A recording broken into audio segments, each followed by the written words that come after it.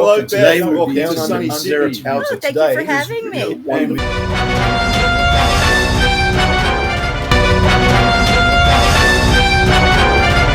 Hello and welcome to Sunny Sydney. My name is Paul Rushworth-Brown and I'm the host of History Bards, Down Under Interviews, in association with Meet the Author and Indie Book Source. And we're here with a wonderful author, US author, Sean Poage. Sean, welcome to the show. Thanks for having me. What made you join the throng of the rest of us authors and get into writing? Well, I'm a big reader, and when I was much younger, I thought about doing some writing and little things here and there, but never really went anywhere. What really took it to where we are now is my wife, who inspired me to write my first novel.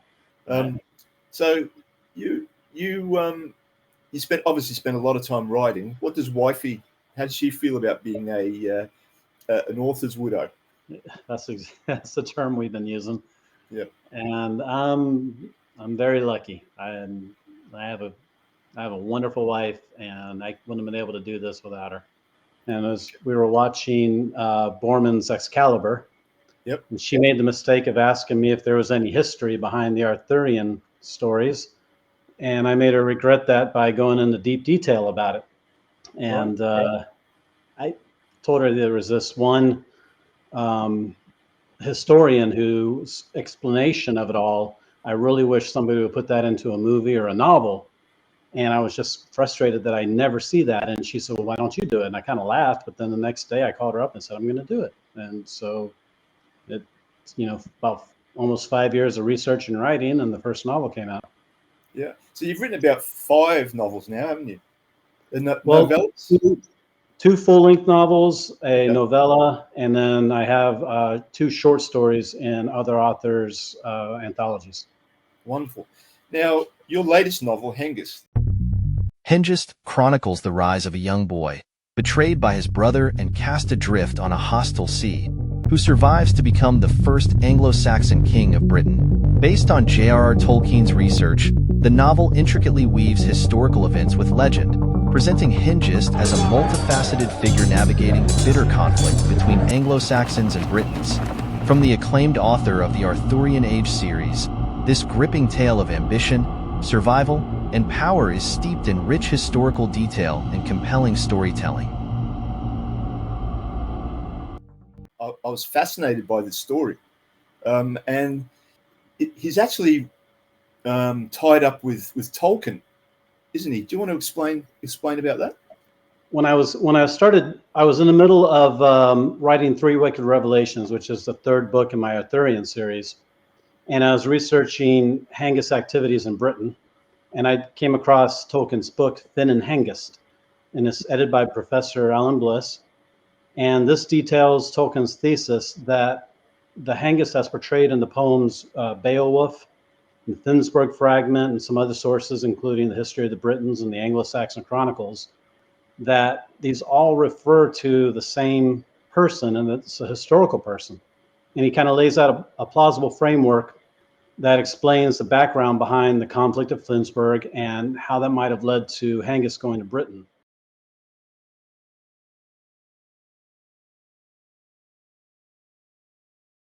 In 15th century Hungary, Return to the Eyrie. An epic coming-of-age tale.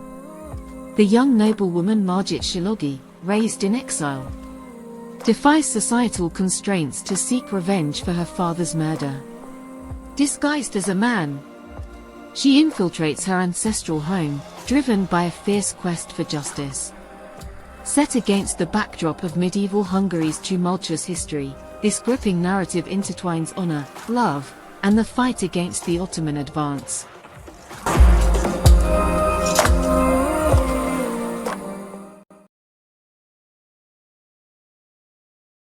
In the volatile province of Britannia, AD 59, Venator, Roman equestrian one, follows Decimus, a seasoned centurion, and Luciana, a fierce Celtic princess, as they navigate a deadly conflict that ignites their mutual attraction.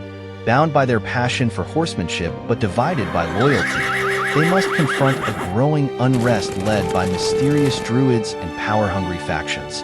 Amidst the chaos of mounting casualties and political intrigue, Decimus and Luciana grapple with their volatile relationship and the relentless quest for control over Britannia's future.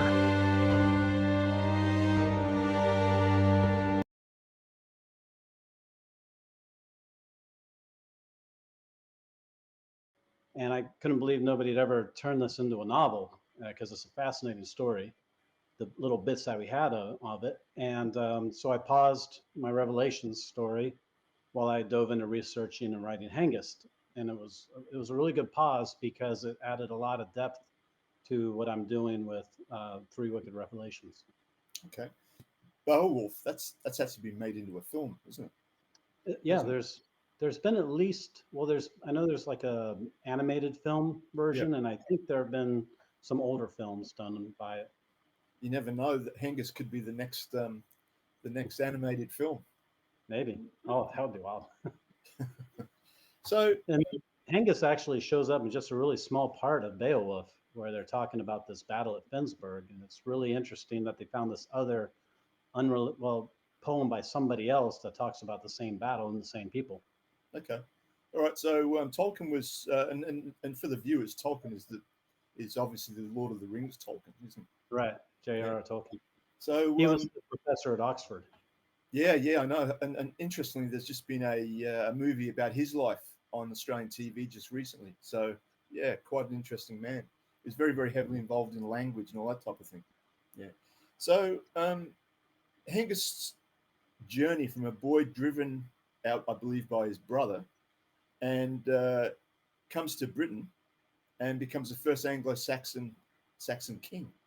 The British legends portray him as a cunning and treacherous villain, and I suspect there was a lot more to him. Is he a villain, or is he just a man of his time forced to make these harsh decisions by the world that he lives in? And so my book kind of says a little bit in the beginning that explains why maybe he wasn't really able to return to his own home, which really wasn't all that uncommon. Developed his own war band, went through these other situations, and then he ends up coming to Britain at a time when Britain is struggling to recover from being basically abandoned by the Roman Empire and trying to fend off all these attacks from the Irish and the Picts and other Germanic tribes, and offers to, it starts off with Hengist offering to fight for the Britons against all these invaders. Yeah. So yeah, I mean, you've written a couple more books that are actually tied in with the Arthurian stories. Correct? Right. That's the first two in the series: the Retreat to Avalon, and the Strife of Camelon. What was your biggest challenge about writing English history?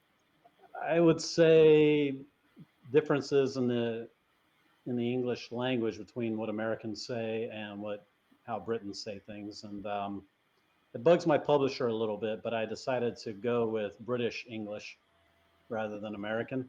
Okay. I think it's you're talking about this, you should do it in the British style. So and little ways of using the language that are different, which luckily I've had good editors that I've gotten from over in Britain that'll say, oh, you don't want to say it this way because it's a little different here.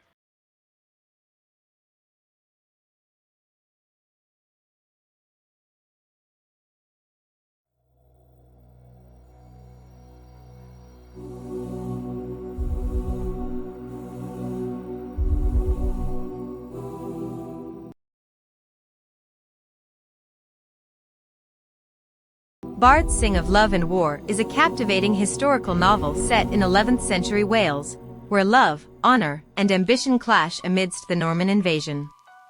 As Chief Bard Rodri mentors young Tal, the tale unfolds with political intrigue, familial loyalty, and forbidden romance, centering on Griffith Rhys's quest to reclaim his kingdom and win Gwenllian's heart. Amidst King Henry I's campaigns, and betrayals within King Gruffydd Sinan's court, a web of deception, secret marriages, and daring rescues promises to enchant fans of epic romance and adventure.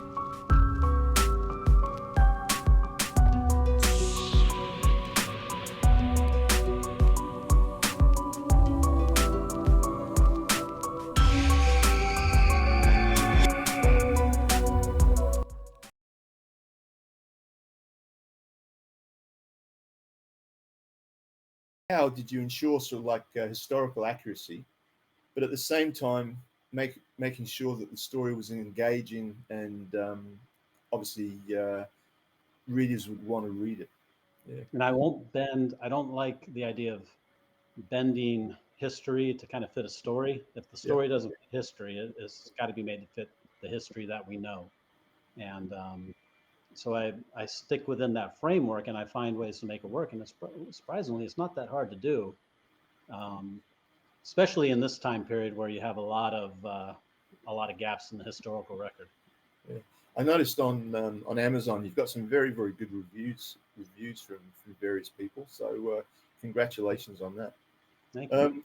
So through your research, what do you think was what did you find most fascinating about the Anglo-Saxon culture back then? Well,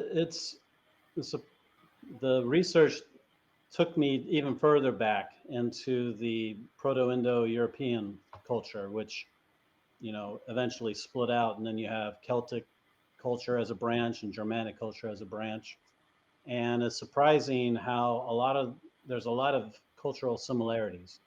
And so it was really interesting. And as I've written, they used a lot of the same military systems, and the idea of the comitatus, the idea of the warlord and the warriors pacts with each other.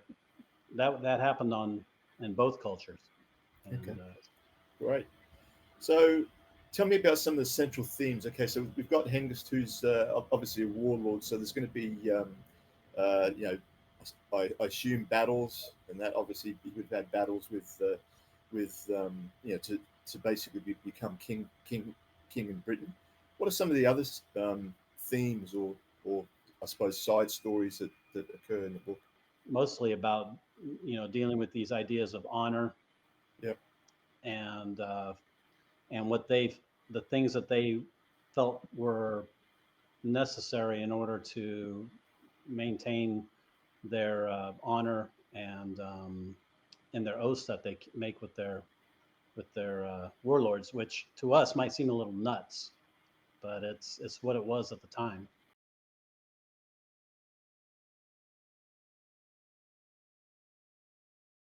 Baby, You're Worth It follows the heart-wrenching story of Tabitha, a mother whose joy is shattered by unforeseen tragedy during the birth of her second child. Faced with the devastating consequences of medical errors, Tabitha must navigate life-altering decisions, balancing her job, her mother's deteriorating health, and the needs of her children. Amidst pain and trauma, Tabitha embarks on an inspiring journey of courage, love, and resilience to reclaim her happiness and heal what's broken inside.